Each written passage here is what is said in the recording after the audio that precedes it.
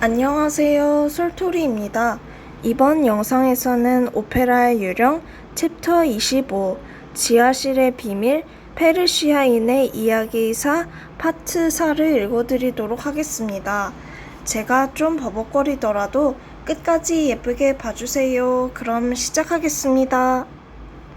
아까보다 큰 포효 소리가 울려 퍼졌고 자작이 총을 발사했다. 물론 나는 그가 사자를 맞췄다고는 생각하지 않았다. 거울을 산산조각 냈을 뿐인데 그것도 다음날 새벽에 알게 되었다.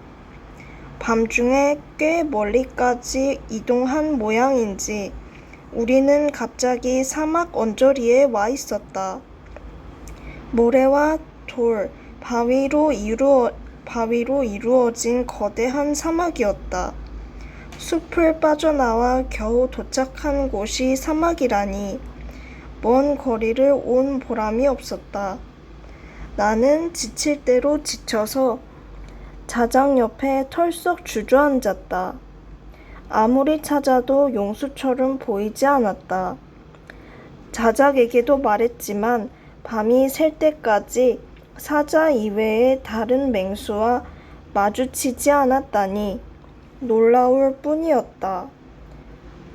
보통 사자 다음에는 표범을 만나고 채채파리 떼가 나타나는 법인데 하지만 모두 쉽게 연출해낼 수 있는 효과였다. 나는 샤니 자작에게 에릭이 한쪽에 당나귀 가죽을 덧댄 기다란 작은 북이나 탬버린으로 사자의 포효 소리를 흉내냈다고 말해주었다. 그 한쪽에만 댄 가죽 위에는 고양이 창자로 된 줄이 하나 팽팽하게 묶여 있을 텐데 그 가운데에 같은 종류의 또 다른 줄을 연결시켜 북을 세로로 가로지르게 묶은 것이다. 에릭이 송진을 묻힌 장갑으로 그 줄을 문지르면 사자나 표범, 심지어 채채파리떼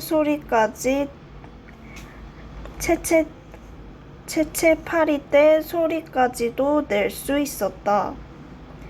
에릭이 근처 어딘가에서 속임수를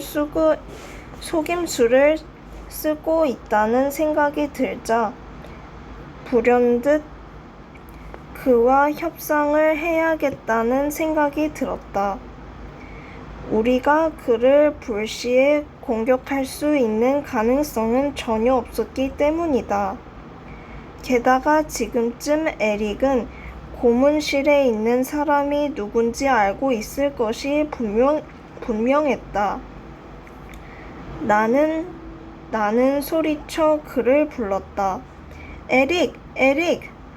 사막 너머로 힘껏 소리쳤지만 아무 대답도 없었다. 주위에는 온통 침묵과 돌투성이의 거대하고 헐벗은 사막뿐이었다.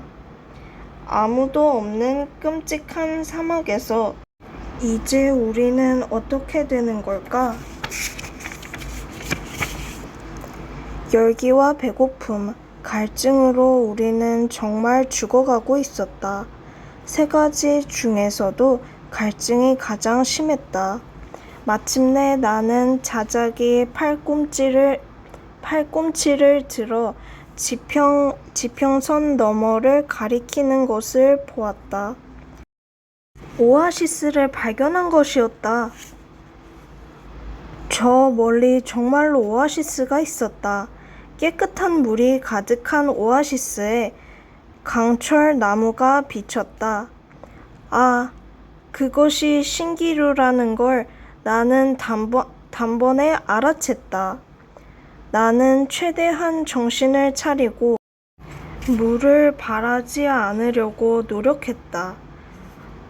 물을 애타게 찾던 사람이 강철 나무가 비치는 물을 발견하여 그것을 얻으려고 달려간다면 결국 거울에 부딪힐 것이며 그때 그가 할 일은 단 한 가지, 강철나무에 목을 매는 것 뿐이기 때문이다. 그래서 나는 샤니 자작에게 소리쳤다.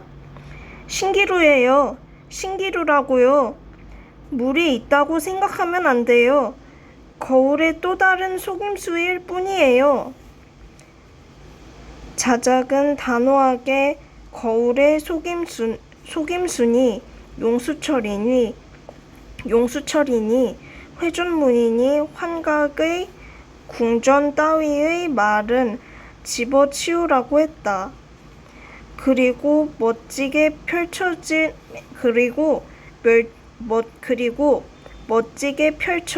수많은 나무 사이로 흐르는 물이 진짜 물이 아니라고 하다니 내가 눈이 멀었거나 미친 것이 분명하다고 화를 냈다.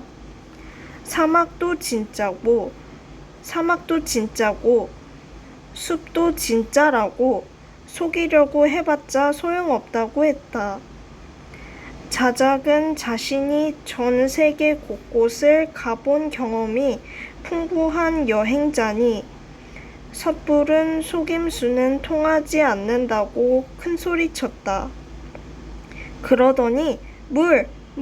하며 몸을 질질 끌면서 앞으로 나아갔다.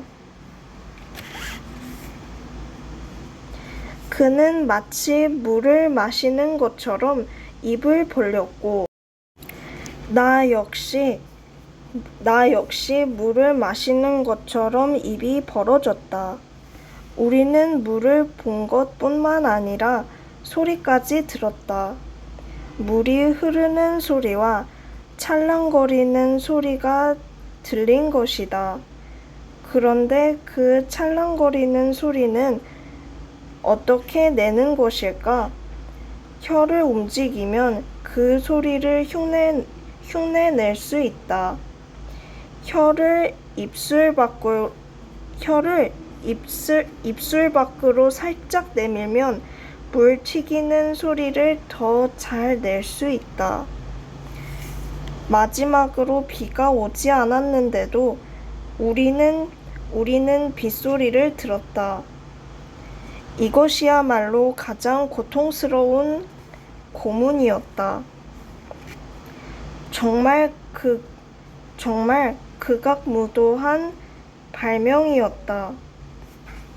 나는 에릭이 어떻게 그런 효과를 냈는지 잘 알고 있었다.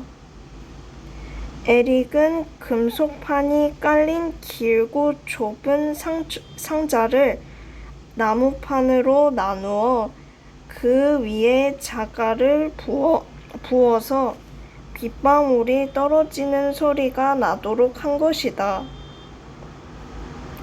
혀를 내밀고 물이 찰랑거리는 강둑으로 질질 몸을 끌고 가는 우리의 모습은 정말 눈뜨고 볼 수 없는 광경이었다. 눈과 귀에는 물이 가득했지만 정작 혀는 뼈처럼 딱딱하게 말라붙었다. 드디어 거울에 이르자 샤니 자작은 혀로 거울을 핥았다. 나 역시 마찬가지였다. 타는 듯이 뜨거웠다. 우리는 쉬어버린 목소리로 절망의 비명을 지르면서 바닥을 굴렀다. 샤니 자작은 장전된 권총을 자신의 관자놀이에 겨누었다.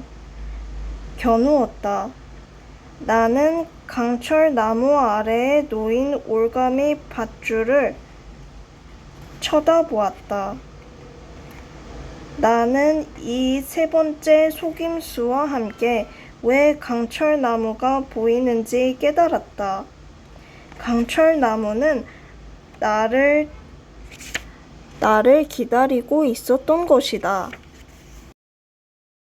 끝까지 들어주셔서 감사합니다. 그럼 다음 이야기로 봐요. 안녕.